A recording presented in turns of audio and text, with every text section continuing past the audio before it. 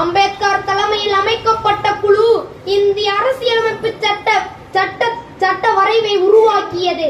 இதுவே உலகிலேயே மிக நீளமான அரசியலமைப்பாகும். இந்திய அரசியலமைப்பு சட்டம் செயலாக்கத்திற்கு வந்த நாள் தான் குடியரசு தினமாகும். விடுதலை பெறுவதற்கு 17 ஆண்டுகளுக்கு முன்பே காந்தியடிகள் ஏற்படுத்திய விடுதலை நாளான ஜனவரி 26ஆம் தேதியே குடியரசு தினமாக கொண்டாடப்பட்டு வருகின்றது. சுதந்திர இந்தியாவின் முதல் குடியரசுத் தலைவர் டாக்டர் ராஜேந்திர பிரசாத் ஆவார்.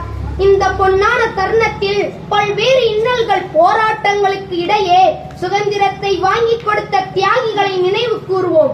பால கங்காதர திலகர், மகாத்மா காந்தி, நேருஜி, நேதாஜி, வ.உ. சிதம்பரனார், வீரபாண்டிய கட்டபொம்மன், வேலு நாச்சியார், பாரதியார் போன்ற பல தலைவர்களும் வீரர்களும் இந்திய திருநாட்டின் சுதந்திரத்திற்காக